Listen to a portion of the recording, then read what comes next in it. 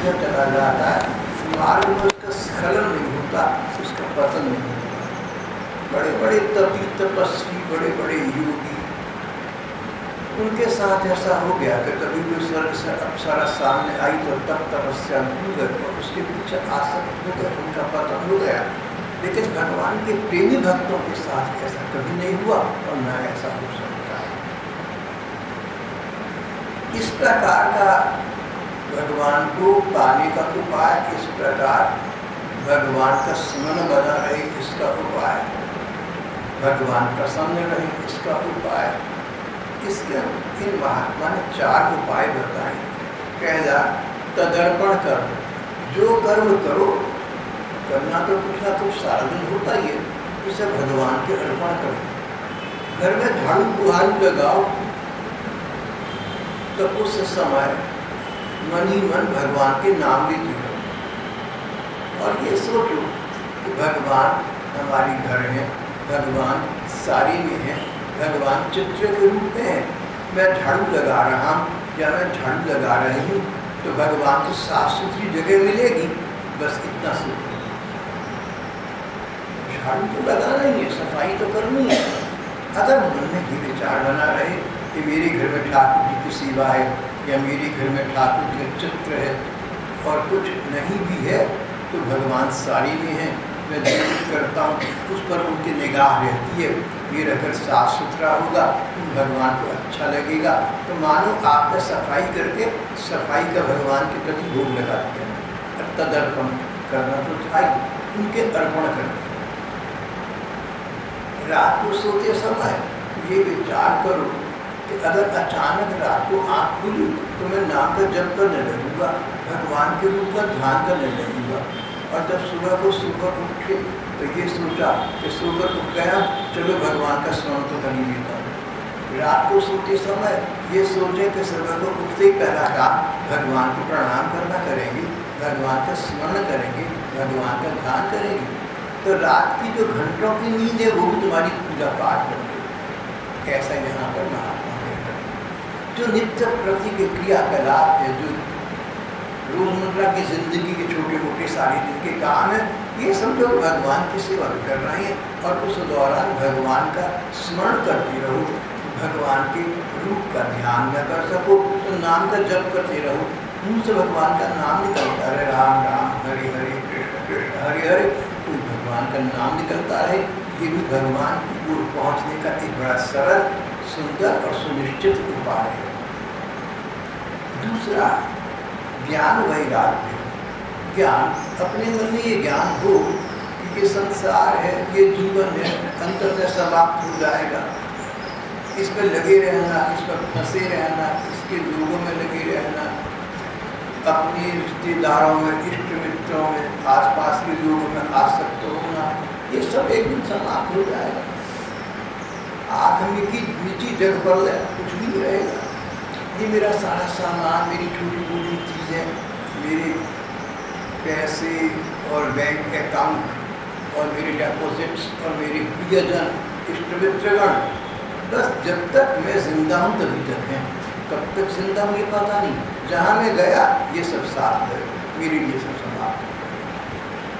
He who dies pays on debt, सब बात खत्म हो जाएगी। अपने मन को इस प्रकार के ज्ञान रूपी तत्व से वैराग्य को जोड़ जाए, फिर इन लोगों में और इन चीज़ों में मुझे ममता नहीं करनी चाहिए। जब तक हूँ इनका उपभोग करता हूँ, जब तक हूँ भगवान का दिया गया प्रसाद समझकर इनका उपभोग करता रहूँ, और जिससे नहीं होगा बात समाप्त है। मैंने पहले ही सोचा था कि ये सब चीज़ें, ये सब वस्तु सदा सदा मेरे साथ ही रहेंगे, जाते समय इनसे बिछोगा, तुम्हें कष्ट नहीं होगा, तुम्हें दुख नहीं होगा। ज्ञान और वैराग्य। तीसरी बात, अपने मन को व्यर्थ के संकल्प विकल्प से हटाना। हम पूरा दिन कुछ ना कुछ सोचते रहते, मन का काम सोचना है, जैसे आँखों का काम देखना है। तुम देखो न देखो, जो सामने है आँखों को दिखेगा, ये तो ज्ञानेंद्रिय कहलाता है। इसी प्रकार हम जब तक हैं, हमारा मन काम कर रहा है, जैसे आँखों का काम देखना है, आंखों से सब कुछ अपने आप ही दिखता है। न चाहोगे जिस चीज को निकाल डालो तो वो नहीं दिखेगी। इसी प्रकार मन का काम सोचना है। दिन रात हमारा मन सोचता रहता है, कुछ न कुछ विचार आते रहते हैं। यहाँ तक रात को सोते समय भी विचार कहीं ना कहीं इस प्रकार के अनजाने जगत से आते हैं कि सपने के रूप में दिख जाते हैं। तो मानव मन जितनी देर जागे हुए हैं कुछ ना कुछ सोच रहा है। अपने इस सोच पर नियंत्रण करना चाहिए, इस पर चाबू लगाना चाहिए, इस पर लगाम लगाना चाहिए। मन को व्यर्थ वार्ताएं मत सोचने दो, बेकार की बातें मत सोचने दो। बस वही सोचो जिसका तुरंत उद्देश्य की सिद्धि हो। जिस बात को सोचने से कोई परिणाम होता हो, कोई लाभ होता है, सो तो ठीक है। पर इधर उधर की बातें करना, तर्क ना करना, संकल्प विकल्प, ऐसा करूँगा, वैसा करूँगा, ये होगा, वो होगा, अमुक व्यक्ति ऐसा है, उसने ऐसा करा, इस प्रकार के विचारों के आने जाने से हमारी मनोबल का क्षय होता है, हमारा मनोबल क्षीण होता है। इसलिए व्यर्थ के विचार नहीं करने चाहिए और मन को जहाँ तक हो सके भगवान के भजन, चिंतन, स्मरण में लगाना चाहिए। चौथी बात महात्मा ने कही, संसार में भगवान के अवतारों की और भगवान की लीलाओं की अनेक मंगलमयी कथाएं प्रसिद्ध हैं। भगवान की इन अवतारी लीला कथाओं को सुनते रहना चाहिए। भगवान की लीलाएं धर्म ग्रंथों में लिखी है, जो भगवान के अवतार हुए, भगवान ने जो किया, भागवत में, अन्य पुराणों में, धर्म ग्रंथों में सबका उल्लेख है, सबका निरूपण है। जो भगवान की लीला कथा हमें रुचिकर लगे, इस प्रकार की अनेकों लीलाएं होंगी, उनको बार बार पढ़ना चाहिए, बार बार सुनना चाहिए, इनका मनन करना चाहिए, उनको सुनते रहना चाहिए। और ऐसी कोई लीलाएं हों जो ग्रंथों में वर्णित नहीं है, कि संत महात्मा ने बताई, अपने अनुभव से बताई, अपने भाव योग से बताई, उन लीलाओं का भी संशीलन करना चाहिए। सूरदास जी और अष्टछाप के अन्य संत कवियों ने अनेक भजन लिखे हैं, जिनमें अपने अपने अनुभव के अनुसार भगवान की लीलाओं का वर्णन किया है। तो महात्माओं ने अपने अनुभव से अपने काव्य में जिन लीलाओं का वर्णन किया है, हो सके तो उनका श्रवण, उनका मनन करते रहने से मन बार बार उनमें जाएगा, और मन जहाँ बार बार जाएगा वहाँ पर अनुराग भी होता जाएगा। कुछ भी ना हो तो भगवान के नाम का विचार करना चाहिए। कुछ भी ना हो तो भगवान की जो अनेक लीलाएं हैं, भगवान के अनेक नाम हैं, भगवान का अपना नाम तो कोई है नहीं, भगवान तो अनामी है। जो लीलाएं करते हैं उन लीलाओं के नाम से, उन लीलाओं के कारण से भगवान के नाम पड़ जाते हैं। तो भगवान के नाम जब लो तो नामों के पीछे जो लीला छिपी है उसका विचार करो, उसका चिंतन करो, तुम्हारा मन बार बार भगवान में जाएगा। भगवान कृष्ण का अवतार हुआ, जब उनका नामकरण हुआ तो उनका नाम रखा कृष्ण, जो अपनी ओर आकर्षित कर लेती है। इतने सुंदर हैं भगवान, इतने सुंदर हैं भगवान, इतने अच्छे हैं भगवान, ये ऐसे गुण हैं कि व्यक्ति स्वयं ही उनकी ओर आकृष्ट हो जाता है। तो कृष्ण नाम कहें तो भगवान कृष्ण के सुंदर से रूप का भले ही क्षण भर को ध्यान कर लें। भगवान यशोदा और नंद बाबा के यहाँ हुए, यशोदा नंदन। यशोदा जी एक गोपी थी, एक ग्वालिनी थी, लेकिन भगवान उनके यहाँ हुए, उनका नाम यशोदा नंदन पड़ गया। उन्होंने यशोदा जी को अपनी बाल लीलाओं से आनंदित किया। श्री कृष्ण ने जब छोटे से बच्चे थे अपनी शिशु लीलाओं से मैया यशोदा को आनंदित किया, उनका नाम यशोदा नंदन पड़ गया। उनका नाम नंद नंदन भी पड़ा। नंद बाबा की यहाँ लीला करती थी, नंद बाबा को आनंदित करती थी। तो जब कोई भगवान का नाम ले तो नाम क्यों पड़ा, किस लीला के कारण से पड़ा, तो उस लीला का थोड़ी देर के लिए चिंतन कर ले तो मन हमारा भगवान में गया। भगवान अपने यहाँ कहते हैं 9 लाख गई। भागवत में लिखा है कि नंद बाबा के यहाँ 9 लाख गाय थी। तो 9 लाख गाय जहाँ थी वहाँ माखन की कोई कमी नहीं थी, पर अन्य गोपियाँ भी भगवान को इतना ही प्यार करती थी जितना यशोदा मैया। भगवान इस बात को समझते थे, भगवान भक्तवत्सल हैं, उदार हैं। उन्होंने सोचा भले ही दूध माखन की अपने घर में मुझे कमी नहीं है, लेकिन अन्य गोपिकाएँ भी मेरे प्रति प्रेम रखती हैं, वो मुझे दूध पिलाना चाहती है, वो मुझे मक्खन खिलाना चाहती है। तो भगवान चोरी तक करने की लीला करते थे। भला उनको चोरी करने की क्या आवश्यकता हो सकती थी, पर ये उनकी लीला थी गोपिकाओं को प्रसन्न करने के लिए। उनके घर चुपचाप अपने बाल बाल सखाओं के साथ जाती, तो उनका माखन चुरा कर खाते, बंदरों को खिलाते, मित्रों को खिलाते। गोपिकाएँ ऊपर से रोष प्रकट करती, ऊपर से क्रोध प्रकट करती, पर मन ही मन बाल कृष्ण की लीला देखकर प्रसन्न हुआ करती थी। तो भगवान का नाम नवनीत चोर हुआ। नवनीत चोर ना बोले, माखन चोर ना बोले, तो माखन चोरी भगवान क्यों और कैसे करते थे, थोड़ी देर के लिए इस बात का विचार करते। ये न सोचता कि देखो चोर थे, आजकल के बच्चे चोरी करने पकड़े जाते हैं, ये भी तो चोर थे। चोर नहीं थे, उनके घर तो 9 लाख गई थी। चोरी की लीला करते थे, चोरी का अभिनय करते थे, सो भी अपने भक्त गोपिकाओं को वही आनंद, वही सुख प्रदान करने के लिए जो श्री यशोदा मैया को उनके घर स्वतः प्राप्त करता है।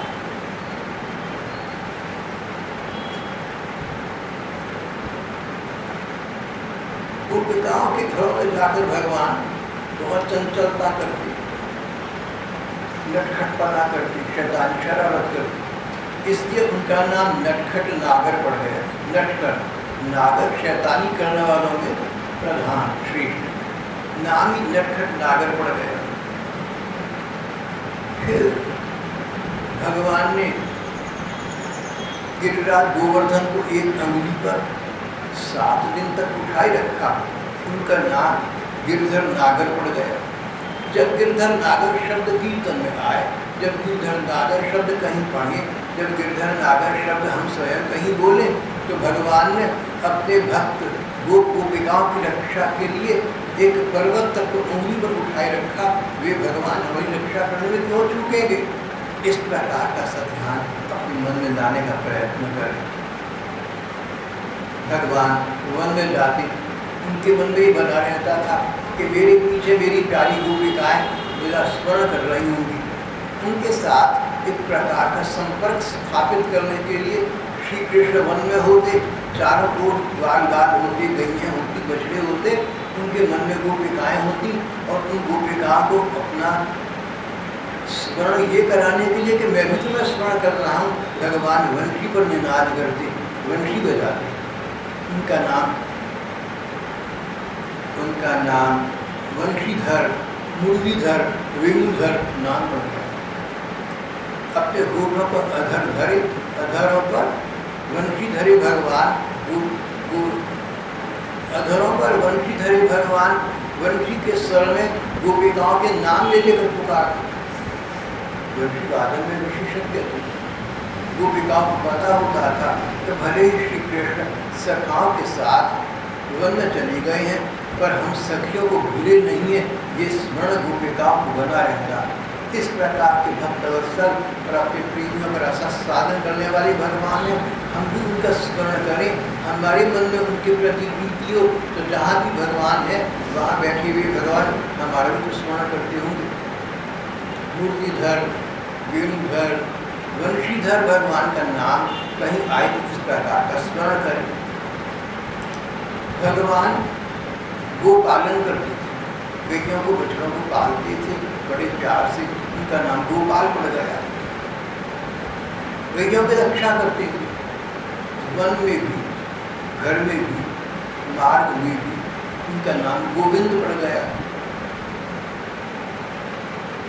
भगवान ने अनेक दुष्ट दुर्जनों का उद्धार करके ब्रजवासियों के भय का हरण कर लिया, तो वे भय भंजन भय हानि कहलाए। भगवान का एक नाम ब्रह्मण्य देव पड़ गया, जो वेदज्ञ ब्राह्मण है, विद्वान ब्राह्मण है, भले ही उनके पास दो पैसे न हो, निर्धन हो, लेकिन भगवान के साथ भगवान से उन्हें परिपूर्ण आदर और सम्मान प्राप्त है, इसलिए भगवान ब्रह्मण्य देव कहलाती है। भृगुदान के एक ब्राह्मण ने एक बार उनके वक्षस्थल पर पाद प्रहार किया, बुरा मानना तो दूर रहा, पाँव पकड़ कर बैठ गए। बोले भगवान आपके आने का मुझे पता न था, मैं खड़ा होकर आपका स्वागत न कर सका, मैं क्षमा याची हूँ, अब आज्ञा दीजिए क्या सेवा करूँ। उनके पाँव दबाए गए। भगवान ब्रह्मण्य देव है, भगवान उदार हृदय है, भगवान भक्तवत्सल है। अगर हम भृगु जी का थोड़ा सा भी अंश अपने अंदर लिया है तो हमें भगवान हमारी भी साथ संभाल करेंगे। ये है यहाँ पर महात्मा ने कहा कि भगवान के लीलाओं का स्मरण कराने वाले बहुत से नाम प्रसिद्ध हैं। लाज संकोच छोड़कर उनका गान करके रहना चाहिए। संकोच न करो कि कोई क्या कहेगा, कोई क्या कहेगा, इस कारण से धर्म का त्याग कभी मत करना, भगवत स्मरण का त्याग मत करना। पुरानी बात है, एक चिकित्सक प्रातःकाल सैर पर जाते, नाम जप करती था, परिचित लोग मिल जाते, उनसे विक्षेप पड़ता। विक्षेप मुक्त रहने के लिए उन्होंने सबको बता दिया कि जब मैं अपने परिभ्रमण के लिए जब मैं सैर करके सुबह को जाता हूँ, मेरा मौन होता है, मैं जप करता हूँ, मौन रहकर जप करते हुए जाते हैं। पुरानी बात हो गई। वही चिकित्सक अब हमारे यहाँ अम्बाला के एक प्रसिद्ध चिकित्सक के रूप में स्थापित हुए। भाव ये कि अपने को समाज में स्थापित करने के लिए ये दिखाने की आवश्यकता नहीं है कि हम भगवान की भक्ति भाव प्राप्त करने वाली साधक हैं। भगवत प्राप्ति के मार्ग में कुछ भी करना पड़ जाए तो करना अवश्य, संकोच मत करना, लज्जा का त्याग करना। भागवत की इस श्लोक की व्याख्या करते हुए संत प्रभुदत्त ब्रह्मचारी ने अपने व्याख्या ग्रंथ में कैसे कैसे हम लोग निर्लज्ज समाज के सामने हो जाते हैं, इसके अनेक अनेक उदाहरण दिए। मुझे याद नहीं है, और अगर याद करूँगा तो बड़ी लंबी सूची बन जाएगी। भाइयों का, बहनों का, माता पिता का, बच्चों का, सबका ऐसे जीवन में बार बार स्थल आते हैं जब लोग लज्जा का त्याग करके उन्हें कभी डॉक्टर के सामने, कभी वकील के सामने, कभी किसी के सामने, कभी किसी के सामने बहुत कुछ करना पड़ता है। अगर संसार के कार्य संपन्न कर देंगे, अगर संसार में अपने कार्य में सफलता प्राप्त करने के लिए लज्जा संकोच रूप के त्याग देते हैं, तो भगवान का नाम लेने, भगवान का लीला स्मरण करने, भगवान की उत्सव मनाने में किसी प्रकार का लज्जा संकोच मत करना, ऐसा उन महात्मा का भाव था। मुझे अच्छा लगा।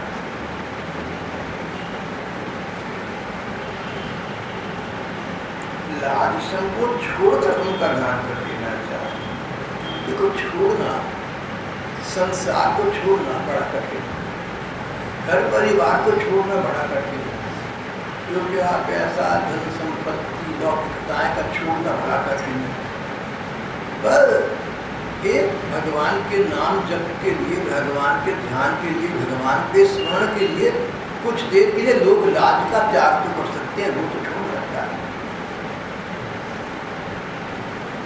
लाज संकोच छोड़कर भगवान का दान करके रहना चाहिए। एक बार में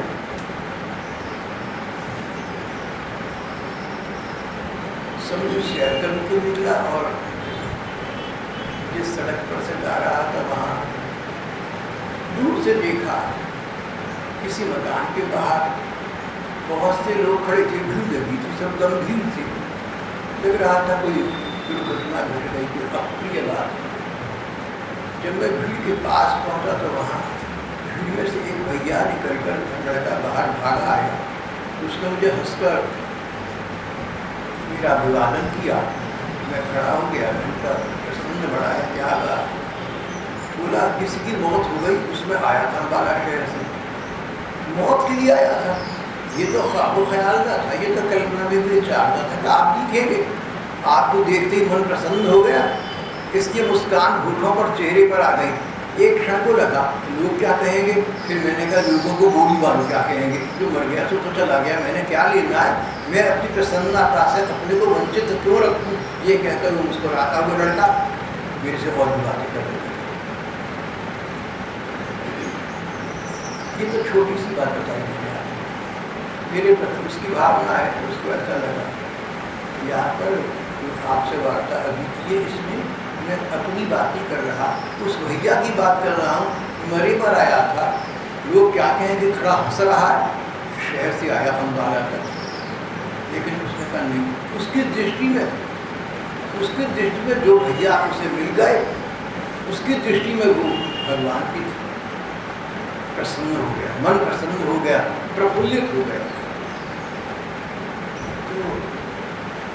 तो एक ऐसा केस बन गया। हम सबको अपने को कैसा बनाना चाहिए कि कहीं किसी को अचानक मिल जाए तो मिलने वालों का मुख कबर प्रफुल्लित हो जाए, उनका मन हमें देखकर खिल जाए, हमें देखकर वो प्रसन्न हो जाए, थोड़ी देर के लिए अपने सुख दुख को, अपने संताप और अपने कष्ट को भूल जाए। अपने को ऐसा बनाने का प्रयत्न करना चाहिए। लाज संकोच छोड़कर भगवान के गुण और लीलाओं का स्मरण दिलाने वाली उनके नामों का मनन करना चाहिए, गान करना चाहिए। किसी भी व्यक्ति में आसक्ति मत रखना। किसी व्यक्ति में तुम इतना लगाव रखो, इतना प्यार रखो कि वो न मिले किसी वजह से तो दिल दुखी हो जाए, खाना पीना नहीं हो जाए। किसी व्यक्ति में इस प्रकार की ममता मत रखना कि तुम्हारा अपना मन, तुम्हारा अपना जीवन उससे प्रभावित होकर तुम्हें आत्महीनता की ओर ले जाए। किसी वस्तु या स्थान में भी आसक्ति मत रखना। कई बार किसी चीज़ में हमारी आसक्ति हो जाती है, किसी वस्तु में। ये तो टेप रिकॉर्डर मेरा है, तुमने कैसे उठा लिया? मेरा। किसी वस्तु में भी आसक्ति मत रखना, किसी स्थान में आसक्ति न रखना। भागवत में लिखा है कि अगर तुमने संन्यास ले लिया, साधु बन गए, गेरुए कपड़े पहन लिए, कमंडली उठा लिया, तो एक गांव में 3 रात से अधिक मत ठहरना। किसी स्थान पर तुम देर तक ठहरोगे तो उस स्थान से आसक्ति हो जाएगी। और 3 रात एक गांव में ठहरो ना, तो एक रात अलग अलग पेड़ के नीचे बिताना। अगर 3 रात एक पेड़ के नीचे बिताओगे और चौथी रात को दूसरा साधु वहाँ गया तो मेरी जगह है, आसक्ति हो जाएगी। तो हम लोग बस में जाती हैं, उसमें बैठते हैं, कोई हमारी जगह आ बैठे, हम लगे तो हमारी सीट थी, तुम कैसे आ बैठे? आसक्ति से अपने को बचाना है। वस्तु और स्थान की भी आसक्ति हो जाती है। फिर व्यक्ति की तो बात ही क्या है, अपने मन को सतर्क रखना, अपने मन को जागरूक रखना, अपने मन को स्वयं समझाना। तो ये निगुड़ा मन कभी ना कभी समझ जाएगा, नहीं तो समझे कि संस्कार बन जाएंगे, आगे जाकर सुदूर भविष्य में या परलोक में कभी कहीं तो काम आएगा। शुभ कार्य का आरंभ यहीं से कर देना, उसका पराकट भले ही कहीं, पर संस्कार तो पड़ेंगे। मस्तिष्क में लिखा है तो जाएंगे, मन के साथ वस्तु तो हमारे साथ हो जाए। किसी भी व्यक्ति वस्तु या स्थान में आसक्ति न रखना। तो वस्तु में आसक्ति, अगर वो वस्तु न रहे तो हमारा मन उद्विग्न हो जाए। किसी वस्तु में इतना ममता, इतना प्यार, इतना लगाव न रखना कि वो वस्तु काम न करे, वो वस्तु तुम्हारे पास न रहे, कोई चुरा कर ले जाए, छीन कर ले जाए, मान कर ले जाए, तो तुम्हें उस पर क्रोध आता रहे, बार बार क्रोध आदमी का तुम अपने को जलाओ, उसके बारे में भला बुरा सोचो, चीज़ के बारे में ममता रखो। कहते हैं देखो, भागवत में राजा भरत थे, उच्च कोटि के साधक थे, लेकिन एक मृग शावक से, एक मृग छोने से, एक हिरनी के बच्चे को पाला पोसा करुणा परवश, लेकिन इतना उसका प्यार हो गया कि वो कहीं खो जाता तो घबरा जाते कि कहाँ चला गया, कहीं हो न गया हो बेचारा, पता नहीं कहाँ फंस गया होगा। अंत समय उसका स्मरण करते करते मरी। अगले जन्म में उनको मृग बनना पड़ा, मृग योनि, हरिण बनी। लेकिन साधना तो बहुत की थी, साधना का नाम अनिवार्यतः मिलता है, परिणाम ये मिला कि हरिण बनने पर भी देखने में तो हिरण थे, जो पशु थे, लोगों को क्या पता कि हम मनुष्य से अच्छा पशु है। उनको ये भी याद था कि आसक्तिवश वह पशु बन गया, इसलिए आसक्ति अब कभी नहीं रखूंगा, ये भी उन्होंने सीख लिया। प्रतीक्षा करने लगे उस दिन की जब इस योनि से छुटकारा हो, पशु योनि से मुक्ति हो जाए, अगला कहीं जन्म मिलेगा तो मैं वहाँ पर संसार में किसी व्यक्ति, किसी वस्तु या किसी पदार्थ में आसक्ति रखूँगा नहीं। आसक्ति इतना लगाव नहीं रखूँगा कि उसके बिना दिल दुखी हो जाए, और जिसने जो कर्म बना उसके प्रति क्रोध आए, अपने मन को इस प्रकार की विपरीतों का प्रयास मत करना।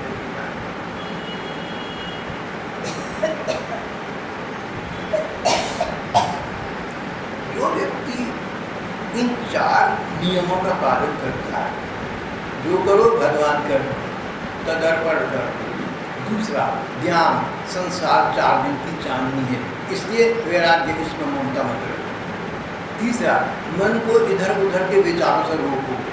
चौथा भगवान के गुण, लीला और नामों में तो मन लगाओ जितना हो सके। महात्मा बोले ये 4 उपाय मैंने तुम्हें कैसे बताए, तुम इनका संपादन करो, तुम इनका प्रतिपादन करो, तुम इनका अनुसरण करो, इनको जीवन में उतारो, इनको जीवन में लाओ तो क्या होगा, इन 4 के कारण से धीरे धीरे तुम्हारा मन अपने आप भगवान में जाना आरंभ हो जाएगा। अपने आप भगवान का बार बार ध्यान आएगा, भगवान में तुम्हारा आसक्ति बढ़ेगी, भगवान के प्रेम का अंकुर तुम्हारे को उद्भूत हो जाएगा, पल्लवित हो जाएगा। जैसे बीज पड़ जाए कभी न कभी छोटा सा पौधा निकल आता है। इस प्रकार के इन साधनों से धीरे धीरे भगवान के प्रति प्रेम का पौधा तुम्हारी मन, तुम्हारे जीवन में अंकुरित हो जाएगा, उत्पन्न हो जाएगा। और एक दिन ऐसा आएगा तो भगवान का सच्चा स्वरूप तुम्हारे सामने प्रकाशित हो जाएगा, तुम्हें परम सुख की प्राप्ति हो जाएगी। जिन लोगों ने इन 4 उपायों का आश्रय लिया, इतिहास में ऐसे अनेक भक्तों की गाथाएं हैं जिन्होंने इस प्रकार के नियमों का पालन करके भगवान का प्रेम प्राप्त कर लिया। जब भगवान का प्रेम प्राप्त हो गया तो उन पर कैसा प्रभाव पड़ा। जो इस प्रकार के नियम निर्मिता है उसके हृदय में भगवान पे अनुराग का, प्रेम का अंकुर उग जाता है। वह साधारण लोगों की स्थिति से ऊपर उठ जाता है, लोगों की मान्यताओं और धारणाओं से परे हो जाता है।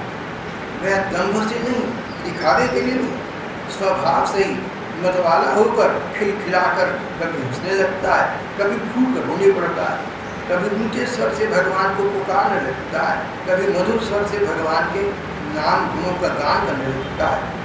कभी कभी लगता है कि भगवान मेरी आंखों के सामने है तो प्रसन्न होकर नृत्य करने लगता है।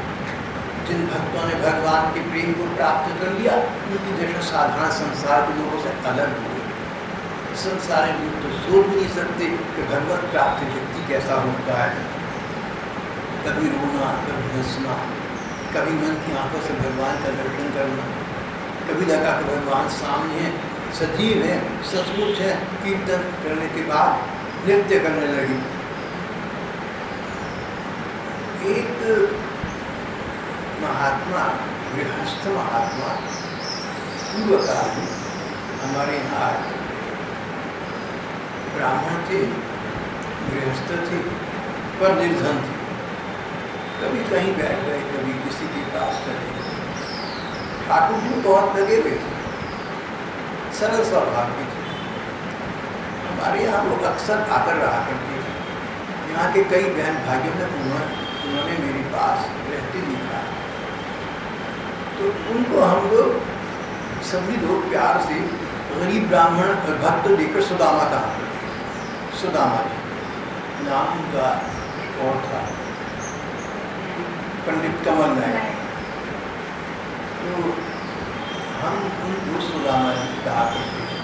सुदामा जैसे गृहस्थ लेकिन निर्धन गृहस्थ, सुदामा जैसे भक्त, सुदामा जैसे विद्वान, उनका नाम ही समाज में सुदामा जी पड़ गया। तो हमने उन सुदामा जी को देखा तो एक घाट पर एक बिस्तर पर पड़ी रहती थी, पूरी उम्र के थे, एक वो पड़ी रहती। तो वो महात्मा अचानक बड़े बड़े जोर जोर से हंसने लगे। हम जाकर देखते कि इनको क्या हो गया, क्या दौरा पड़ गया, क्यों हंस रहे हैं। कभी देखते अचानक भूख भर के रोने लगे। बड़ी जल्दी में पता चल गया कि भगवान के भाव में रहती है। कभी लगा कि भगवान सामने आ गए तो प्रसन्न हुए, हंसने लगे। कभी भगवान से वो सखा भाव, सुदामा जी का सखा भाव था, सुदामा जी का भी सखा भाव था। कृष्ण सखा है, उनके साथ आकर चंचलता करते हैं, मित्रता की लीलाएं करते हैं, तो खिलखिलाकर हंसते लगते। कभी लगता कि श्री कृष्ण मुझे भूलकर मेरे से भटक कर न जाने कहाँ चले गए, लेकिन आए नहीं वापिस, उन्होंने मुझे बिसरा दिया, तो रोने लगते। ऐसी उनकी स्थिति केवल हमारे यहाँ ही नहीं थी, अन्य जनों के यहाँ जब वो जाते थे, कईयों के हम के लिए अड्डा था, तो सब जगह इनका रोना हंसना चलता रहता।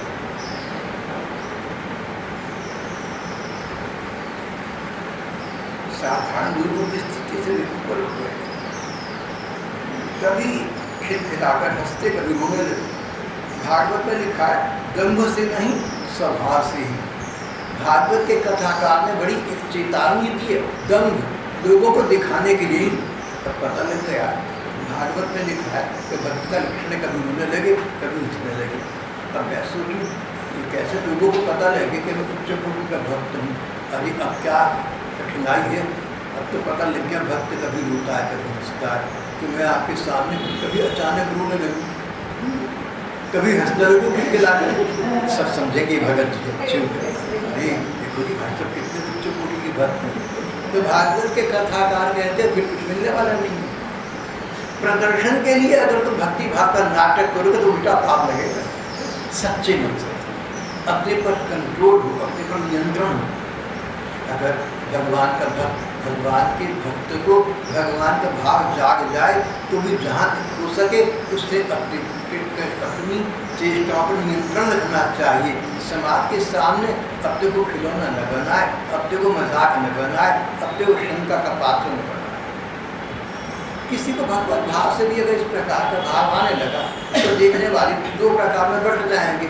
कुछ श्रद्धालु बन जाएंगे, आगे सम्मान करना शुरू कर देंगे, सम्मान की आदत बड़ी पता नहीं जाएगी। कुछ दूसरे लोग शंका करेंगे, अभी कुछ रखा नहीं पता दिखा रहा है, बीमारी ऐसा कहेंगे।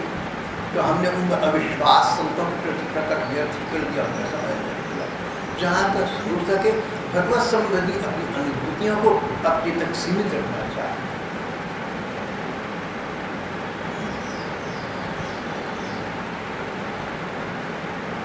चैतन्य महाप्रभु कीर्तन करते, अपने भक्तों के साथ नृत्य करने लगते, दंभ से नहीं, मतवानी भागवत में लिखा है, दंभ से नहीं, उन्मत्त भगवान के भाव में खोकर, पागल होकर, पागल को नहीं पता कौन कैसा क्या दिख रहा है। तो जैसे पागल जो बोलता है, जो क्रियाएं करता है, उसको ये थोड़ा पता होता है कि देखने सुनने वाला कौन है, जो करना है सो करना है। भगवान के प्रेम में पागल हुए प्रेम अवतार प्रभु चैतन्य देव, कांति कलेवर श्री प्रेम देव चैतन्य देव इसी प्रकार कभी नृत्य करते, उन्मत्त नृत्य करते, उद्दाम नृत्य। पाँव कहाँ पड़ रहे हैं, लोग क्या देख रहे हैं, मेरी बॉडी लैंग्वेज, दैहिक भाषा क्या है, इसको ना बोझ ही नहीं होता। कई बार नृत्य करते करते थक कर गिर जाते, बेहोश हो जाते, लोग होश में जाते तो पूछते भैया क्या हो गया, मैं यहाँ कैसे आ गया, तुम लोग मुझे यहाँ क्यों ले आए। प्रभु आप कुछ देर को ना बेहोश से बैठ किया है, भैया मैंने आप लोगों से किसी को निरादर की बात तो नहीं करी, अपनी मूर्छावस्था में मैंने आपका किसी का निरादर तो नहीं किया, किसी का तिरस्कार तो नहीं कर दिया, सबका ध्यान रखती थी, सबका मान रखती थी। ऐसे थी प्रेम देव कनककांत कलियुग चैतन्य देव। हमें उनके कदमों पर चलना चाहिए। Lives of great men all remind us we can make our lives sublime and departing leave behind us footprints on the sands of time. Footprints that perhaps another sailing over like solemnly. हम अपने ऐसे पदचिन्ह छोड़ जाएं कि देखकर हमारे जैसा कोई दूसरा व्यक्ति उन पदचिन्हों का अनुसरण करते हुए अंततः परम सुख को प्राप्त करे।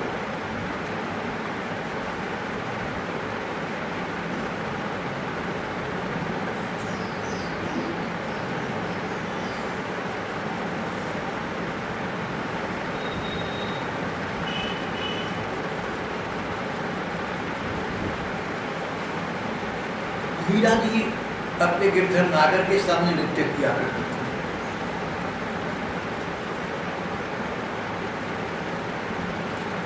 उनका भी चैतन्य महाप्रभु की तरह से उन्मत्त भाव था। किसी को प्रदर्शित करने के लिए नहीं, किसी को प्रभावित करने के लिए नहीं, प्रायः एकांत में या अपने पद पद्धति के सजातीय सत्संगियों के सामने मीरा नृत्य करती। राज परिवार की राजा ने बुरा माना, बड़े घर की बेटी बहू है, साधुओं की नृत्य करती है। मीरा ने कहा कि श्री कृष्ण के जगत में मैं लज्जा संकोच का भाव नहीं रखती। मुझे नहीं पता कौन साधु है, कौन पुरुष है, कौन महिला है। मैं तो जो गिरधर नागर कराते हैं सो करती हूँ। लोक लाज त्यागी, लोग लज्जा का त्याग कर दिया मैंने श्री कृष्ण के लिए। पर घुंघरू बांध मीरा नाची, लोग कहे मीरा भई बावरी, और कई कहे कुल नासी। ये तो कुल नाश करने वाली थी, बड़े घर की बहू बेटी अकल नहीं, पुरुषों की नाच रही है। सब कुछ सुनना पड़ा, लेकिन अपने भक्ति के पद पर भक्त लोग क्या कहती हैं ये विचार नहीं करता। श्री कृष्ण को क्या कैसा लगता है बस इस तक का विचार करता है, इस तक अपने को सीमित रखता है, उसी को भगवत प्राप्ति है।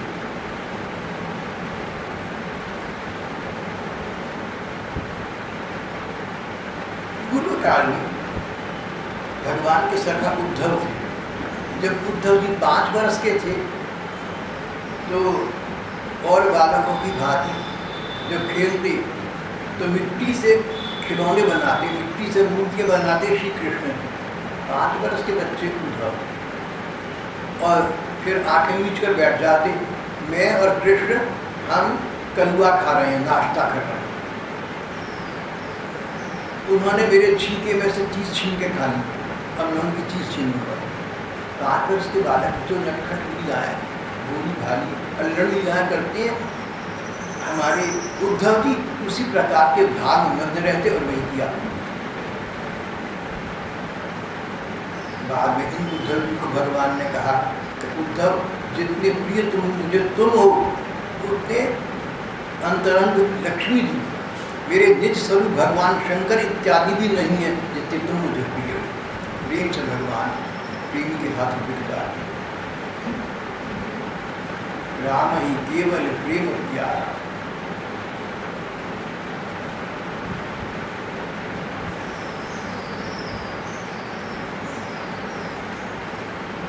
अभी कुछ 100 वर्ष पहले गुजरात में नरसिंह मेहता हुई। नरसिंह मेहता का नाम आप लोगों ने सुना होगा। इस देश में नरसिंह मेहता का बहुत दाम है, और उनका एक पद तब विश्व प्रसिद्ध है, भारत प्रसिद्ध हो गया जब गांधी जी उसको अपनी प्रार्थना सभा में गवाया करते थे। वैष्णव जन ते तेने कहिए जे पीर पर आई जाने। भक्त तो वो है जो दूसरे को दुख को समझता हो। एक वाक्य में भक्ति परिभाषा दी थी नरसिंह मेहता ने। जिसको दूसरे के दुख में दुख न होता वो भक्त कैसा, और जो अकारण किसी दूसरे कष्ट पहुंचाए वो भक्त कैसा। भक्त तो उसका हृदय द्रवित हो जाता है, कोमल हो जाता है, करुण होता है, उसके दुख को सहन नहीं कर पाता। वैष्णव जनते तेने कहिए जे पीर पर आई जाने। नरसिंह मेहता जब अपने जीवन काल में थे एक बार तो उन्हें भगवान कृष्ण की लासलीला के दर्शन शिव जी ने करा, ऐसा उनकी जीवनी में प्रसंग स्पष्ट आता है। वहाँ पर उन्होंने एक उत्सव में भाग लिया, उनके हाथ में एक मशाल दे दी गई जिसका प्रकाश गोपिकाओं और सखा सखू दिखाते हुए नरसिंह मेहता आगे आगे चल रहे थे। उस प्रकाश में देखते हुए सब लोग आगे बढ़ रहे थे। ये नरसिंह मेहता भगवान के भाव में खो जाया करते और नृत्य किया करते।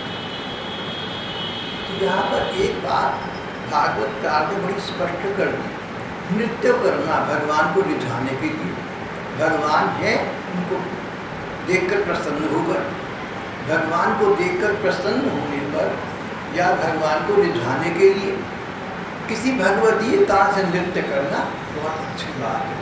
प्रदर्शन के लिए मत करना, पाखंड में मत करना, दिखाने के लिए मत करना। यहाँ तक कि अगर नृत्य करो, कीर्तन करो, पदगान करो तो ये मत सोचना अपने मन में कि मेरा पदगान लोगों को कैसा लग रहा है, मेरे कीर्तन की ट्यून कैसी है, राग कैसा है, लोगों को कैसा लग रहा है, मेरे नृत्य के भाव लोगों को कैसे लग रही हैं। अरे भगवान को दिखाना है, पर्याप्त, भगवान तक सीमित रहना है। एक बड़े संगीतज्ञ थे, ठाकुर जी के लिए पद गा रहे थे। एक राजा वहां बैठे हुए थे, आदतन राजा ने वाह वाह कमाल कर दिया, वहीं रोक दिया, बोले झूठा हो गया मेरा पद, मेरा ये भजन झूठा हो गया, भगवान के योग्य मेरा, अब मैं भगवान को अर्पण करूँ। अरे झूठी चीज का भगवान को खिलाई ना। एक महात्मा ने कहा कि तुम भगवान का भजन स्मरण करते हो ना, तो इस बात को याद रखना कि उच्छिष्ट का भोग न लगा देना, झूठी चीज का भोग न लगाना। सभी को पता है कि झूठी चीज का भोग नहीं, बोले मेरा मतलब है अगर अपने मन में तुम ईर्ष्या द्वेष के विचार रखते हो, फिर उस मन से भगवान का चिंतन करते हो, तुम झूठे मन से भगवान का चिंतन। अगर तुम किसी को ऊट पटांग बोल रहे हो, कुवाणी बोल रहे हो, दुर्वचन बोल रहे हो और फिर भगवान के सामने प्रार्थना करने बैठ गए तो तुमने झूठी वाणी का भोग लगा दिया। ऐसा भी मत करना, एक महात्मा ने ऐसा कहा।